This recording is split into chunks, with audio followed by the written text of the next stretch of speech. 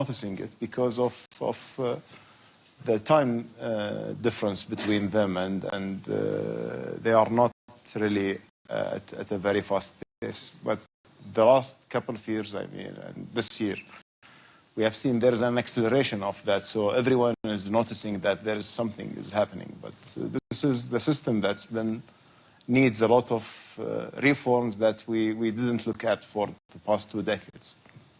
If you look at the Middle East and the Gulf region, you could have had almost a full-fledged war with Iran that did not escalate. You have a new president in Syria, you have a new government in Lebanon, you have an unsolved challenge in Yemen, and you also have the situation in Gaza. What would you say is the biggest worries for you in the Middle East this coming year, and where are you most optimistic, with the exception, of course, the economy in Qatar is going really, really well. So we'll come back to that. Well, thank you very much. Look, I mean, there are a lot of good things that happened last year that, you know, has been more positive to our region than negative. And I cannot deny that. As you mentioned, Syria, we have a president. In Lebanon, we have a new government. And, you know, there is, let's say, the war in Gaza almost stopped, but there are still, like, you know, we are still, unfortunately, see the killing continuing. But it's in a better place than it used to be. But it doesn't mean that, you know, the situation is already stable in the region or, you know, moving toward stabilization. It's until now, there is a lot of uncertainty on what's going on. And what's worrying me really is, you know, the growing tension that's happening within this region, whether it's, you know, the remedies of Gaza war or what's happening with Iran and, you know, any other fronts in the region can, at any moment, can explode if we don't address it and, you know, think carefully about how can we look at our regional security architecture and come as a region together and, you know, start rebuilding the confidence among each other. Look, every country in our region needs to protect itself. I mean, and they have the right to protect itself because, you know, they don't reach to that conclusion unless they feel threatened. And there is something that triggers, you know, this sense of insecurity. I think we need to address those root causes, and the moment has come for the region to come together and to think about how can we reshape our security architecture. At least we ensure that we are not representing a threat for each other. So we know that President Trump will, on Thursday, launch the Board of Peace, the second phase of the Gaza stabilization. What are your thoughts on this? Well, look, you know, reaching the ceasefire deal itself was a great breakthrough that we had, of course. You know, and congratulations to Qatar under your leadership, Egypt, and the U.S. Oh, thank you very much. Regarding that, I believe that what we have been through has taught us a lot of lessons, and I believe that the Board of Peace is presenting a path, and President Trump has proposed this path to move forward. Now, you know, the first stage of the deal being implemented doesn't mean that the deal is done. We have a lot of work to be done right now. And I think that all the countries who are joining this board of peace needs,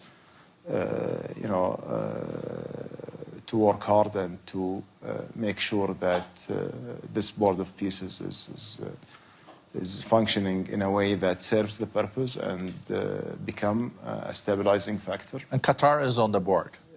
Yes, we were invited to that board. Of course, we are happy to be a contributor to peace and stability in our region. Now, there are a lot of challenges in the implementation, but we have no alternative paths to seek right now. I think that the most important thing right now is to ensure that Gaza is stabilized. We ensure that the withdrawal of the Israeli forces happening as soon as possible, and ensure that the people can get their life back as soon as possible. That should be the key focus for the Board of Peace. Well, I just read that half of Gaza is still controlled by the Israelis and half of Hamas. Is that an accurate assessment or wrong? It is actually. I think it's even more than half still under the control of the Israeli forces. There was an agreement, which defined a yellow line at that time for the first stage of the withdrawal. Unfortunately, this yellow line wasn't respected as it used to be in the map. More than 50% is already set as a parameters for the Israeli forces, and unfortunately beyond this parameter is creating a lot of tension points where it triggers from time to time live fire, killing of the people, and basically these events that's happening every day, the killing is just continuing. We have a ceasefire, yes, but it's not really a complete ceasefire where everything is peaceful. We are still facing those challenges, and we need to make sure that the Israeli forces go back, and commit to the withdrawal in order to diffuse those tension points. The humanitarian situation, is it better or the same? No, it's still. If you compare it to last year, it's maybe better, but it's still it needs a lot of intervention. It's still a lot of humanitarian aid is not allowed to enter, because of dual-use materials and other restrictions. And we need to have unrestricted access for humanitarian aid for the people. Shelters are still missed there, and they need a lot. But we are working together very closely with our colleagues in the United States, Egypt, and Turkey in order to ensure that there is a mechanism that supports the technocratic government that's been just established for Gaza, in order to enable them to help the people and to deliver a better life for the people. So maybe then go a little bit east. What do you think is the most likely scenario for Iran in a year's time? Well, I cannot predict scenarios about countries. I think that what I just mentioned to you is very important. The region is going through a lot of tensions, and of course we cannot exclude what's happening in Iran and with Iran and from these tensions in the region. And I believe that with all this turmoil around us, we need to be more cool-headed and resort to wisdom. And I think that there are a lot of ways to find solutions that can address the problems and address the issues and provide us with the security assurances that brings us and the Iranian people prosperity in the future. And that's what we are aiming for. We always believe that there is a room for diplomacy, and that's been our approach in the state of Qatar, and we will always keep advocating for peaceful resolution. We need to understand that any escalation will have consequences. This being tried in Iraq 20 years ago and didn't work. I mean, until now, Iraq Iraq and the region is bearing the consequences of that. And the Americans would probably argue that that's what they have learned from Iraq and Venezuela. Well, look, I think, I don't speak on behalf of the U.S., but we are in a continuous dialogue with them, and I believe the U.S. administration has been always engaging positively when it comes to attempts for finding a diplomatic solutions. And I believe, President Trump, he's a man of a deal, and he's the one who has helped us to put the whole deal together for Gaza and to get us through the finish line. And I think on the situation of Iran is not, it's not really difficult. It needs, like a multiple approach to address, of course, the nuclear issue and then the regional security issue. This is something that needs to be discussed among the region itself. But Iran is also more vulnerable than it used to be, in the sense that when Hezbollah was stronger in Lebanon, Hamas also in Gaza, and Assad was in charge in Damascus, they had also more leverage. But they still do have leverage in the sense that they do have hundreds of thousands of ballistic missiles. So what I read in the newspapers, at least, was that, the whole Gulf, Saudi, UAE, and Qatar was arguing with Americans not to attack Iran due to the uprisings and also the killings that happened in the streets. Is that correct? No, we didn't, actually. We are engaging with the Americans, with the Iranians. We don't want to see a military escalation in our region. We didn't argue with the American anything, actually. What we offer as a partner, as an ally for the United States, is the honest advice about what's going on. And our honest advice that the best way forward is to find a diplomatic solution for the nuclear problem. We don't want to end up in a region that has a nuclear race, and we have seen how the world is shaking right now. I believe that there is an opportunity, and it is the right moment for us as a region to come together and to, make sure that we understand each other's grievances, we understand each other's concerns. We make sure that everyone feels safe and feel protected. That includes the Iranians, that includes the Palestinians and the Israelis, everyone in the region. To move to another topic, but still in the region, we will have the Syrian president in Davos for the first time ever in the history. There are things happening there, so let's see, how that is unfolding. But on Syria, I think Qatar has been clear that this is progress. I think also Saudi Arabia has been of the same view. If you look at where Syria stand now and the perspectives, how do you see the opportunities for the president to bring the country together, deal with different groups, the support, or are you worried that this also not will work out?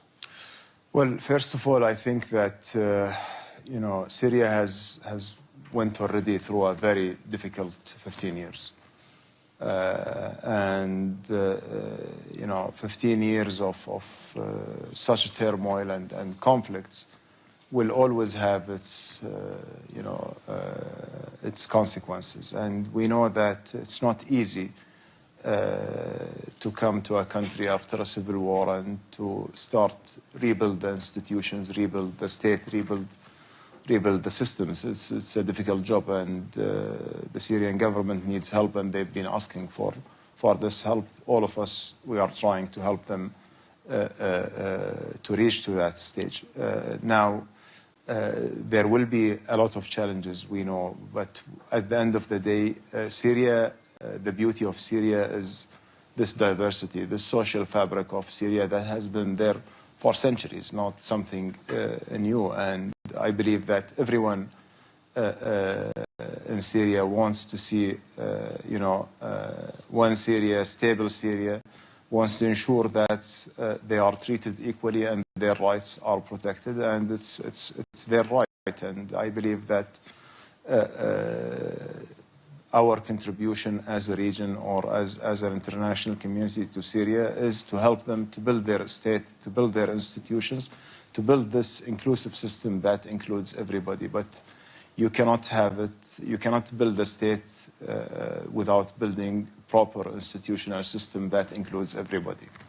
And is that being done now? You see that architecture being constructed? We see that there are some progress. We see that it has a lot of challenges down the road, but we have to make sure that also we are providing them with the right help for this.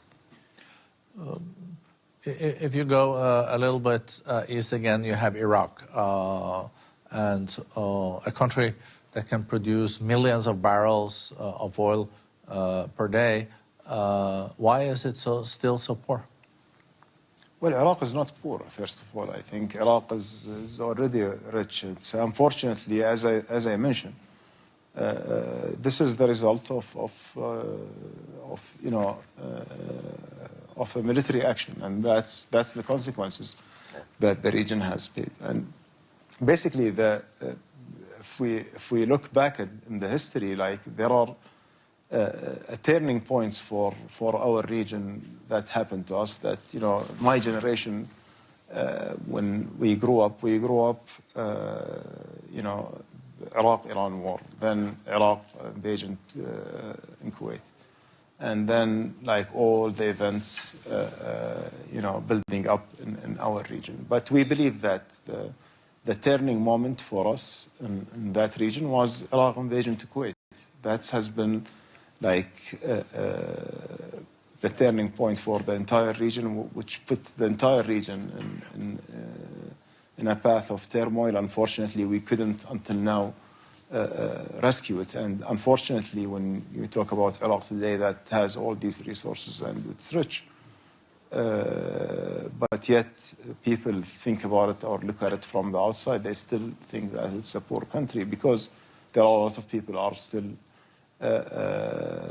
not enjoying this wealth of the country, which we believe is one of the results of polarization and division within the community because of the war, and that's what we want Syria hopefully to avoid.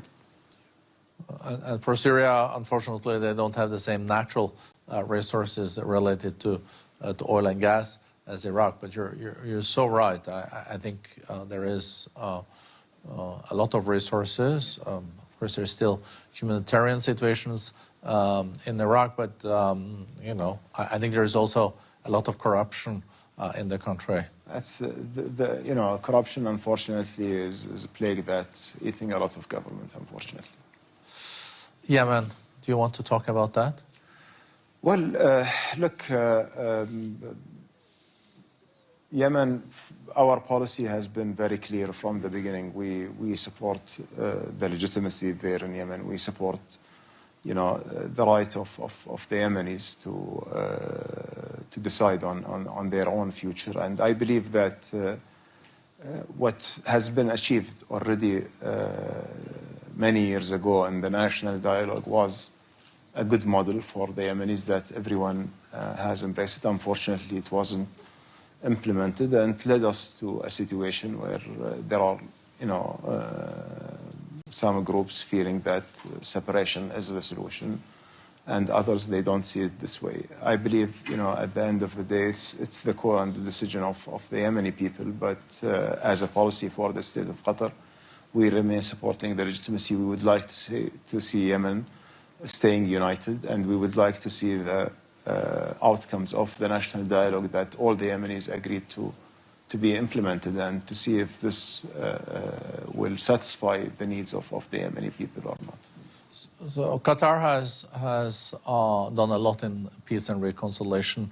Do you think there is any way in Yemen to also mainstream the Houthis and get them part of a plan for a future that is inclusive and stable? Well, our perspective that you cannot exclude any part of any society, that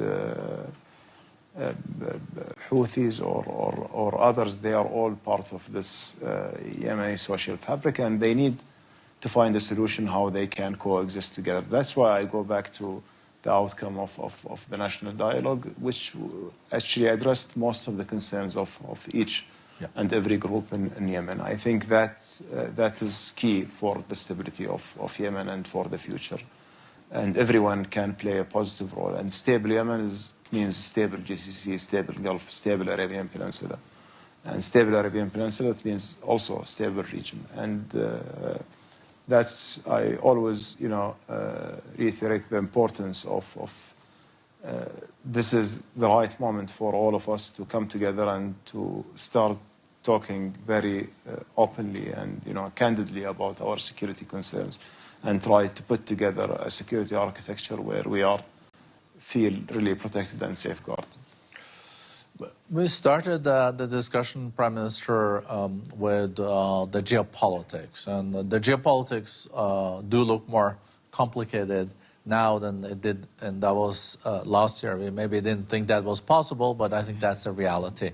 But what is surprising is that, IMF came out with their growth numbers yesterday or the day before, and now it's 3.3% economic growth expected this year. So the economy is very, very resilient, and trade is growing, but what is fueling this is also the investments in the artificial intelligence. So how do you explain this? Why the global economy is so resilient and has already kind of adapted to the new realities of geopolitics? It's like water; it finds its way. It's not okay.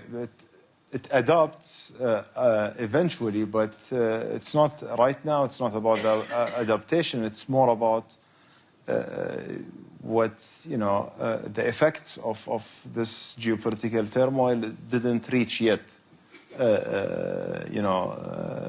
Those economic numbers that you are seeing until now, and I believe that any geopolitical complication globally that we are seeing today, we are going to see the effects and the consequences in maybe not today, but in a year or two time.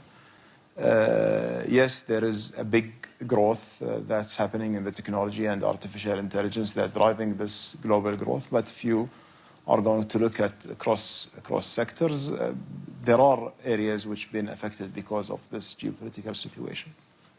And for Qatar, we know you so well as the foreign minister, and you have been through different phases as foreign minister. Has not been the easiest job, but you've done it so well that the Emir also made you prime minister. So you're also in charge of the economy. And, when we have the privilege to visit Doha and Qatar, we see so much development and investments. How do you find your path now? Because UAE has its path, and Saudi Arabia has its path. Where do you see Qatar differentiating itself, and where will we see the economic growth coming in the years to come? I was at the meeting earlier today where Finance Minister Jadaan of Saudi Arabia said that now 56% of their economy is not based on oil, and that has happened in a decade under the leadership of the Crown Prince.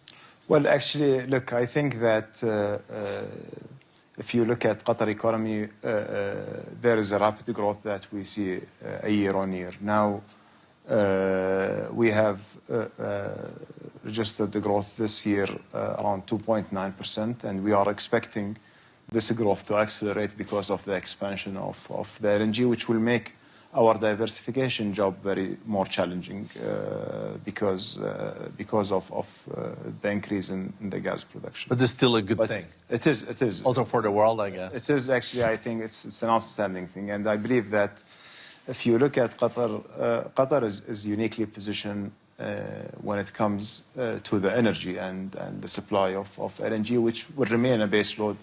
That all this revolution that you see in the AI and in technology will require to power, their data centers and to power this compute that they will need. So Qatar is at the center of this progress and development that's happening. Second, our diversification agenda has been moving in the right direction. We are more than 60% now non-hydrocarbon GDP, and we are looking forward to grow it further. We see the numbers in foreign direct investments increasing in a very good progress. We see the inflation below 1% and managed with all this growth that's ongoing. We believe that energy is our strength, is our power.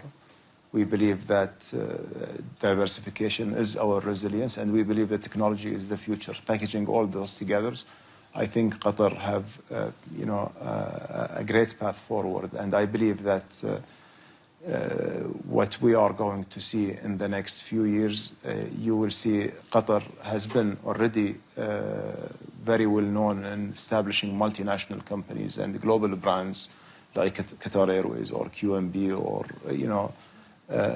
we have around 44 global brands that Qatar has invested in and established. And what we are looking for is really to double down on our national champions and expand this number. So hopefully this year, we will have some good news about some platforms to encourage these national champions to be more global players. No, really impressive. I would have loved to continue the conversation, but we also have limited time. It's always a great pleasure, Sheikh Mohammed, Prime Minister of Qatar, to both have you in Davos, but also to listen to your insights. So thank you very much. Thank you.